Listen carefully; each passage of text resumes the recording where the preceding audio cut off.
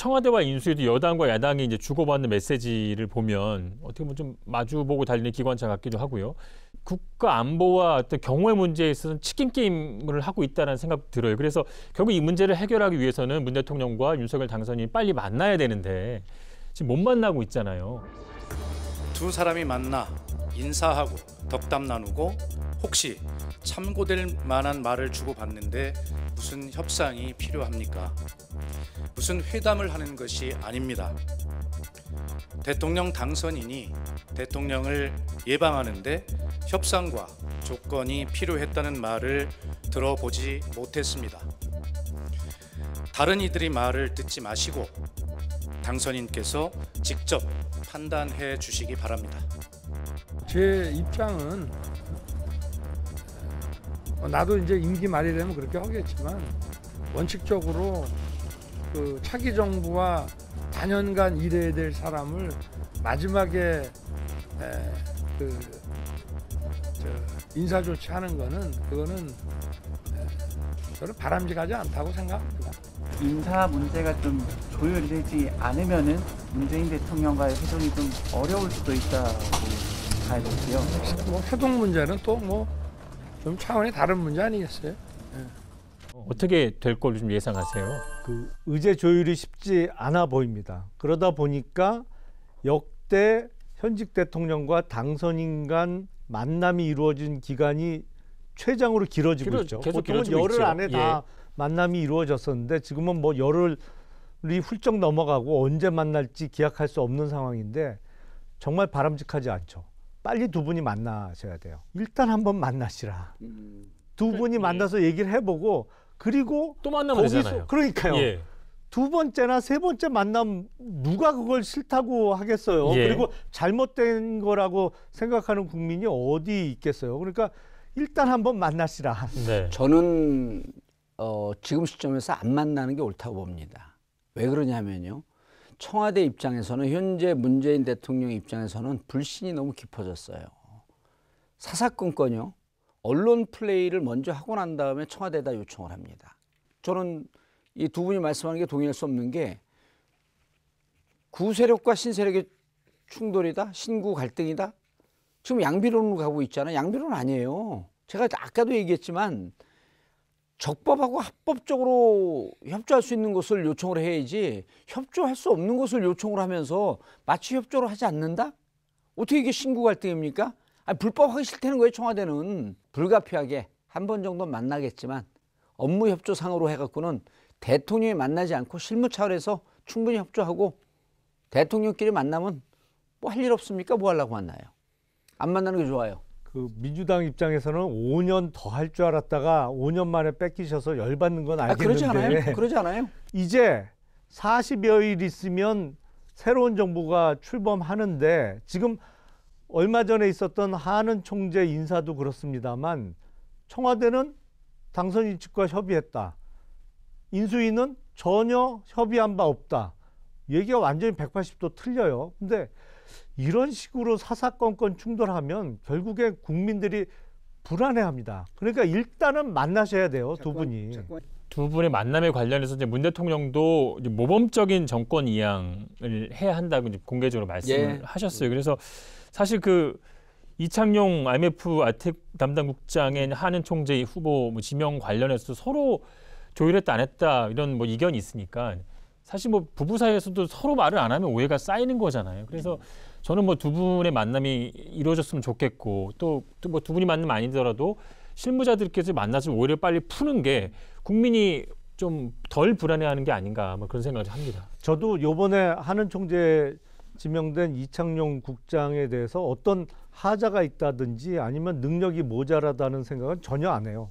근데 이제 임명 과정에서 절차상 이런 소음이 나오니까 계속 건건이 이렇게 40일을 보내느니 차라리 빨리 두 분이 만나시라는 말씀 그래서 드리는 저도 거죠. 그 만나는 부분에 대해서는 만날 수 있어요. 그래서 저는 그 부분에 인수위원회에서 이제 이런 그 머리를 써야 돼요. 뭐냐면 지금까지 우리가 한 행동에 대해서 반성을 하고 왜냐면 언론에 다 먼저 얘기를 했거든. 이게 옳지 않아요. 그러니까 청와대 입장은 이거 그래 언론 플레이 할 때까지 해보세요. 우리는 원칙과 법대로 하겠습니다.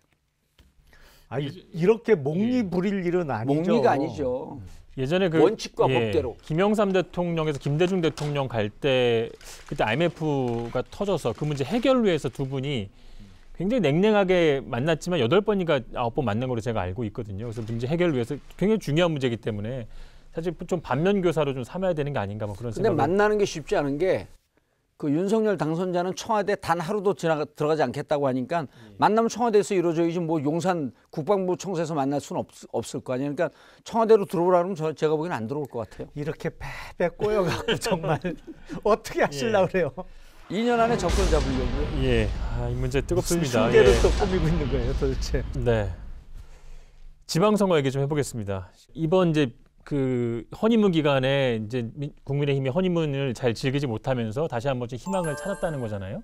5월 10일 날 취임하고 3주 뒤에 선거가 있는데 그때 고공행진을 할 때거든요, 지지율이. 그런데 이제 당선자 지지율이 떨어지니까 용기를 내서 좀 한번 해보자라고 하는 이제 분위기가 조금씩 그 트고 있죠.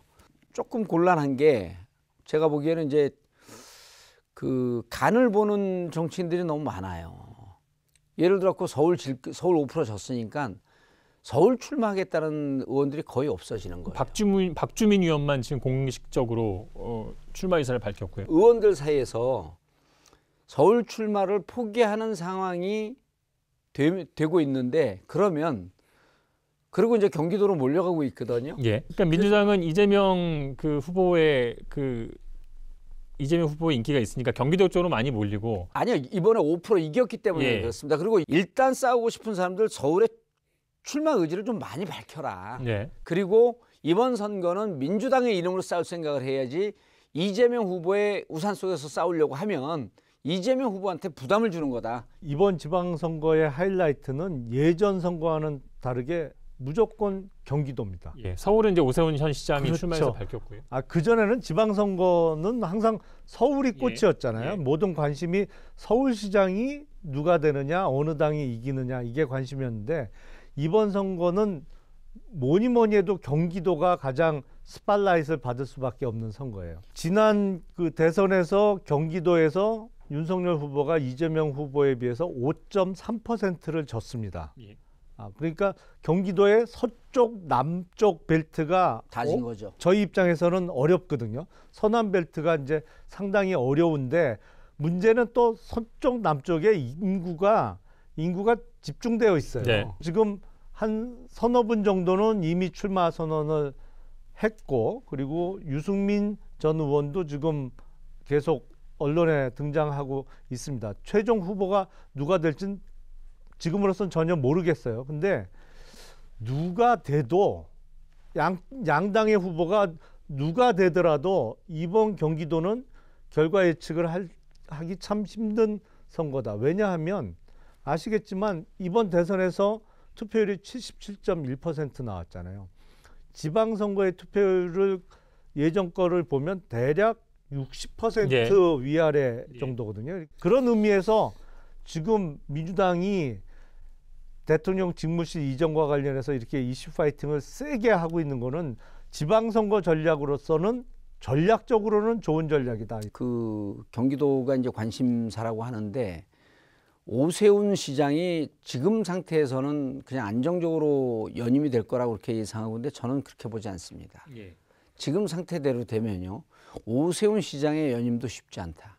그러니까 자꾸만 민주당 분들이 서울을 포기하고 경기도로 가는 거에 대해서 저는 문제가 있다는 거예요. 무슨 얘기냐 하면 77% 투표율이 77% 나왔잖아요.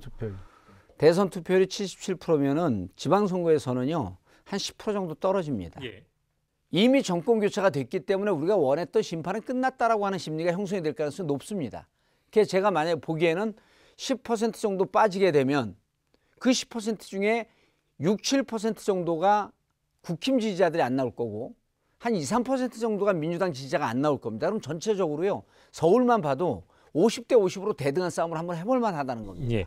자, 그래서 민주당에서 이제 특히 서울에 간판 주자가 없다는 얘기가 있고 제가 알아본 바로는 여론조사 기관에서 민주당 서울시장 후보로 이제 정봉주 전 의원 이름을 넣었다고 그래요. 넣었어요? 예. 맞습니까? 제가 한 말씀 드릴게요. 예. 땡큐. 넣은 거 맞습니까? 넣으면 좋은 거죠. 결과는 아니, 아직 안 나왔어요.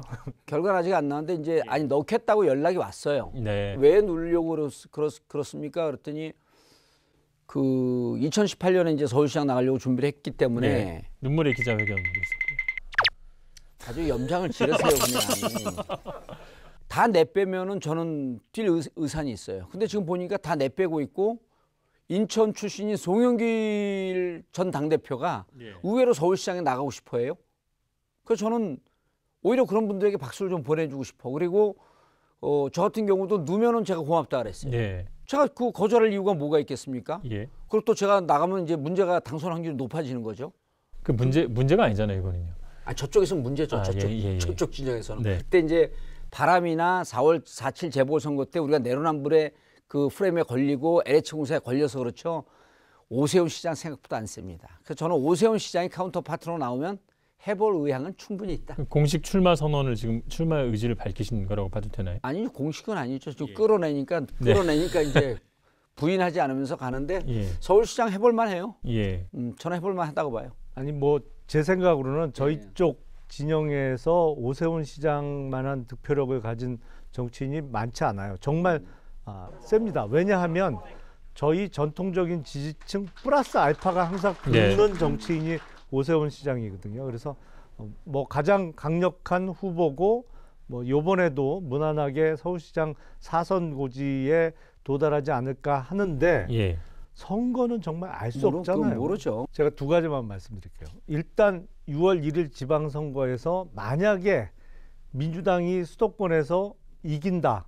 그러면 윤석열 당선인 입장에서는 정권 초기부터 힘이 쫙 빠지는 거예요. 그 바로미터는 서울시장과 경기지사를 말씀하시는 거죠? 그렇죠. 인천시장 뭐 별로 인천까지 포함해서 뭐 놓고 얘기를 하면 만약에 거기서 3대 0으로 이기지 못하거나 적어도 2대 1로 이기지 못한다? 그러면 취임 초기부터 힘이 쫙 빠질 수밖에 없어요. 그래서 이번 지방선거, 특히 수도권 선거는 윤석열 당선인이나 국민의힘 입장에서는 절대적으로 이겨야 되는 선거다. 예. 그리고 두 번째, 2007년 대선에서 이명박 후보가 정동영 후보를 이겼잖아요. 2008년 4월 그때 18대 총선에서요. 투표율이 제 기억에 48%를 간신히 넘었어요. 근데 그때 당시 한나라당이 압승을 했거든요. 그건 뭐냐면 민주당 지지자들이 대선에서 진 이후에 총선 투표장에 안 나온 거예요. 그러면서 압승을 했습니다. 이제 열린 우리당에서 민주당으로 넘어오는 2007년에 이제 우여곡절이 있었고 당 조직도 그렇고 분위기가 완전 패잔병 분위기였었어요. 그 대선에 600만 표 지고 난 다음에는 당 내부가 거의 괴멸이 됐거든요. 지금은 근데 다르다. 지금은 172명이 일단 버티고 있는 상태에서 0.73%라고 하는 것은 지금 지지자들 보면요. 무슨 얘기까지 하냐면 왜 재검표 신청하지 않았냐. 그러니까 이런 것 때문에 그 아주 이 열기가 솟아있거든요. 그러니까 만약 여기서 우리가 2대 1로 이기거나 3대 0으로 그 2대 1 정도로 이겨도 국정 동력이 완전히 상실할 것이다 이렇게 분석을 하셨는데 그 대목에서 왜 제일 행복한 표정을 줘요? 제가요? 예. 하나만 더 여쭤볼게요. 이제 국민의힘에서 이제 그 경선 그 룰 관련해서 심사할 때 이제 감점 조항 만들었어요. 그래서 홍준표 의원이 대구시장 출마 선언을 했는데 이렇게 되니까 홍준표 의원은 현역 10%, 5년 이내 무소속 출마 15% 하니까 25% 감점을 받게 됐단 말이에요. 반발을 하고 있어요. 어떻게 될 것 같습니까? 그 국힘의원이 100명 좀 넘기 때문에 현역 의원이 출마하지 않았으면 좋겠다라고 하는 게 거기 이제 10% 반영이 되는데 그게 너무 자기적인 반영이에요. 민주당도 이제 그런 거 했다가 이제 결국 그런 게 다 없어졌거든요. 이 표결할 때 김재원 의원이 최고위원으로 그 자리에 있었다는 겁니다. 이해 충돌이거든요. 김재원 의원이 대구시장 나간다고 뜻을 밝혔잖아요. 그런데 또 이준석 대표는 여기 김영남 의원이 좋아하는 이준석 대표는 나는 반대표 던졌다. 점점 국힘당은 콩가루 집안이 돼가는 것 같아. 이게 무슨 유치원 학교에 하는 것도 아니고. 이준석 대표 뭐 재논의할 수도 있다 이런 얘기도 했거든요. 재논의 해야 된다고 봐요 저는. 아니 물론 이제 절차나 내용상의 문제점을 지적해 주셨는데 일리 있는 말씀이에요. 근데 다만 저는 좀 아쉬운 게 홍준표 의원이 감점을 받게 된 거에 대해서 지금 반발하고 계시잖아요. 근데 4년 전을 기억해 보면 그때는 2018년 지방선거 때 홍준표 대표 체제 하에서 지방선거가 치러졌는데 감점이고 자시고 경선 자체를 안 붙여줬어요. 4년 전 기억을 좀 되돌려 보면 그 경선을 붙여주는 것 자체도 고마워해야 될 상황 아닌가 싶어요. 자, 여기까지 하겠습니다. 한 주간 쌓인 정치 독소를 빼기 위해서 디톡스 주스 드시죠. 아니 수고하셨습니다. 여론의 향대. 이번 주 시사 토크 알고리즘도 잘 보셨습니까? 화면 왼쪽을 눌러서 보라저 채널을 구독해 주시면 알고리즘과 함께 돌발 영상, 뉴스가 있는 저녁 등 YTN의 간판 시사 프로그램을 함께 보실 수 있습니다.